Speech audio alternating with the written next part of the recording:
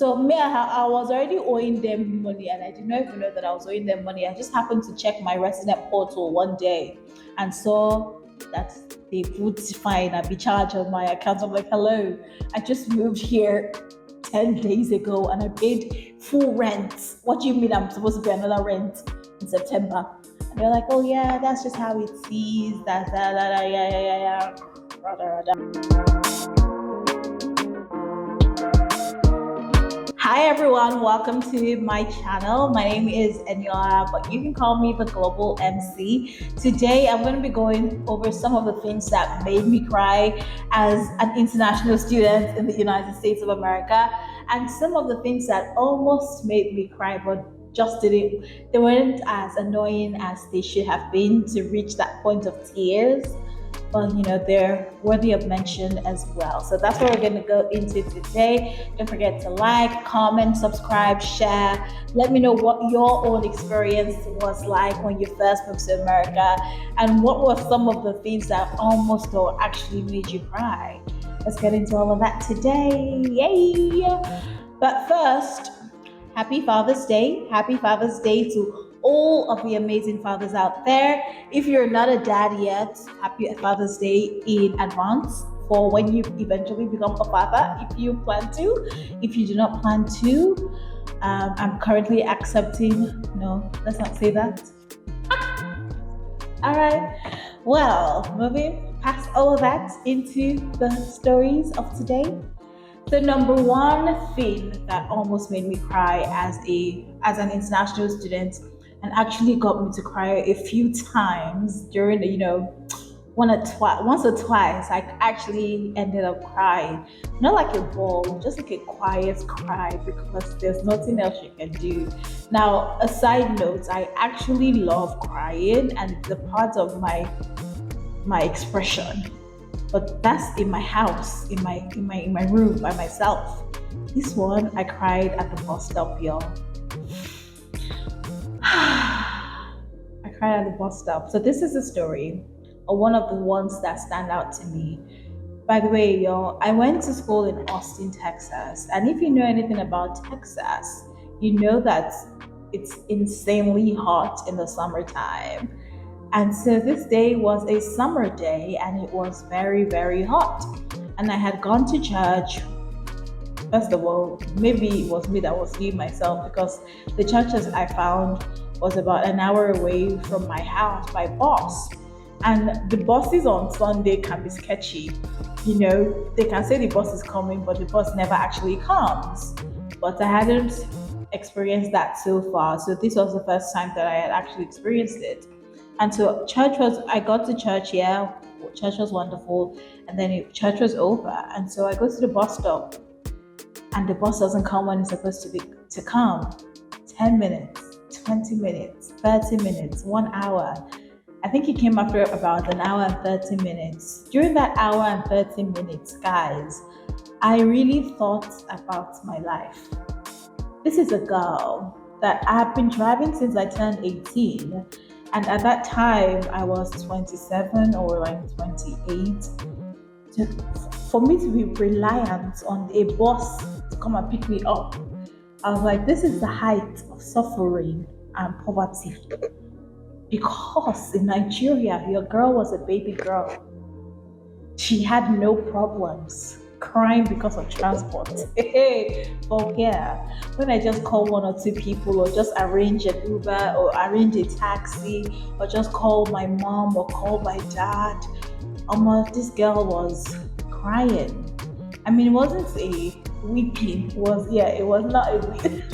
It was not a weeping, but it was a crying. It was like tears of realization that, I'm in this America, or this is the America that they're talking about, and I'm here, and this is the experience. But I got on the bus and I went home.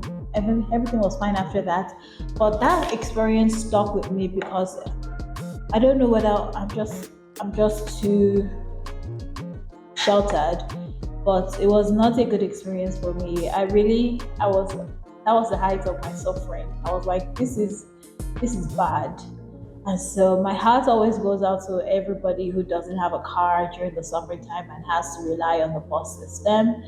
such a hard thing to do, and sorrows and prayers, like Queen Charlotte will say. And then number two was the stress of having to make new friends. By the way, I didn't used to be a friendly person in the past, but I had met a group of people and they had become my friends over the last 2, 3, 4 years before I moved abroad. And so that change of not having those people, to be with every time was very annoying and irritating to me, because I'm not, like I said, I'm not your typical friendly person. Just because we hung out once or twice, or I met you at a party, or you have my number, does not mean we're friends. So that's probably a me problem, but that's the way a girl is, and a girl is the way she is. Anyway, I don't make friends that easily. The friends, I like a very specific kind of person, and I met all of those people already in Nigeria. And I really can't say that I've met anybody similar to those group of people so far, even till now, during my 4 years, 3 years of being in America. But that was so hard for me because personally, I don't like to go out a lot. I like to go to my friends' houses. Let's sit down, you cook for me, and let me eat your food. We can also go out to eat and we can go to the movies, but my primary visitation or outing that I love is let me go to my friend's house and chill and relax. And that's it. So in this America, I can count the number of friends' houses I've been to in the 3 years that I've been here. And so that's like a need of mine that hasn't really still been actualized or met yet, that I'm still working on. So if you have any tips on how to make friends, feel free to share with me, and hopefully my coconut head allows me to actually make the friends according to the suggestions that you'll be giving to me. So that's the second thing that almost that did it make me cry, probably once or twice. I can't remember any specific situations or scenarios now, but that's just one of the things that I remember was so hard for me when I moved here. And then also I had to cook. Listen, I can cook, but I don't like to cook. I like to have the option of not having to cook because someone else already cooked for me. And so in my house in Nigeria, that was always an option. There was always someone else to cook for me. And I'll just come home and eat the food, go to bed, and go out again in the morning. But in America, if you do not cook for yourself, you're going to have to spend money and buy food that is not worth your money. I'm going to say that for the people at the back. If you do not cook for yourself, you're going to have to spend your hard-earned money on food that's not even worth your money. So it's just best to cook your food in peace in your house and know that, okay, this is what we're doing today. This is what we're eating for this week. This is how that we're going to eat for this month. Make all of that. So that was a struggle. That's a suffer-head situation for me right now. And I look forward to the day when I can hire a cook. Amen. A cook. I look forward to that day, or somebody who will come and cook for me. I'm taking husband applications for chefs. If you have a liking towards cooking, call me on my cell phone, on my cellular. All right. And then I also wanted to add a story about just maybe like a tip, an extra tip that I wanted to mention that I failed to mention on my last video. When I moved to my new house or my new apartment in Austin, my lease term started on the 20th of August and my rent was $500. So I was like, okay, August 20th. And I paid $500 on August 20th. That means my next rent will be due September 20. Alas, people of God, these people said that my next rent is due September 1. So me, I was already owing them money and I did not even know that I was owing them money. I just happened to check my resident portal one day and saw that they put fine and be charged on my account. I'm like, hello, I just moved here 10 days ago and I paid full rent. What do you mean I'm supposed to pay another rent in September? And they're like, oh yeah, that's just how it is. That's yeah, yeah, yeah, yeah. Rada, rada. Anyway, I had to pay another month's rent in September. Can you imagine the annoyance? After, and I've talked to other people about it, and I feel like maybe that's just a scam or just some cheating ways that they have over there in that apartment building. Because if you come in on the 20th of August, your rent is supposed to be prorated. But what can an international student do apart from just succumb to the what's the word? To the irritation of the whole situation. But anyway, I survived that, and it came to mind. So I wanted to tell anybody who's coming into the United States. I don't know, it may be different where you're going to, whatever state you're going to. But my experience in Austin, Texas was that if you're coming in August 20th and your rent is due on August 20th, September 1, you had better be checking to see that you're not supposed to pay September's rent again. Or even if you're not supposed to pay, just have that conversation with your apartments, your leasing office before you go ahead and start owing people money that you don't have. So that's just a cautionary tale for anyone who has to listen. And there was something else that I did relating to foreign exchange one time when it was coming slow. I was like, hello, like, how far, daddy?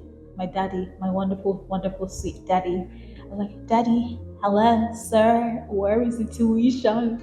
And he was like, oh, central bank is doing this, central bank is doing that. So I looked for somebody that worked with Central Bank of Nigeria on LinkedIn, and I reached out to the person. I was like, okay, yes, excuse me, sir, hello, sir.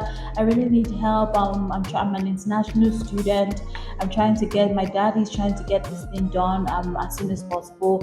I was wondering if there's any way you can help us. And it was like, oh, we're also doing it. So my brother is trying to go abroad. We're also on the queue. I'm like, hello, sir. So you mean you cannot actually help me? So you mean there's no help available for me from you? But anyway, that was a funny situation, and it just made me realize that you lose all the shots you don't take. If I didn't reach out, he couldn't have helped me. But I reached out, and he still couldn't help me. But it's better than not reaching out at all. So that was one of the connections that I made, and we still talk to this day, based off of that connection that we made years ago for foreign exchange help from the CBN. So you never know what is going to come out of asking, what is going to come out of shooting your shot, what is going to come out of your suffering. Because now look at me. Look at me. Look at me. There is no boss in this life that's going to make me cry. No boss in this life that's going to make me cry. And I think I've gotten used to cooking a little bit now. But yeah. But those first few months, I was like, what is going on? I hated cooking. I don't hate cooking. I just don't like cooking. But when I cook, I'm always proud of myself because what is this goodness? What is this sweetness? So what is this yummy-liciousness? Hey! 100 yards of white material. Love it. Anyway, that's today's video. Let me know what you think. Comment, share, like. Thank you for watching. I'm going to try to put out a video every week. Pray for me, y'all. Pray for me. Sorry, prayers. I just love when Queen Charlotte says that. Okay, we're not going to talk about preaching today. But thank you guys for watching this episode. And I'll see you next time. Stay amazing.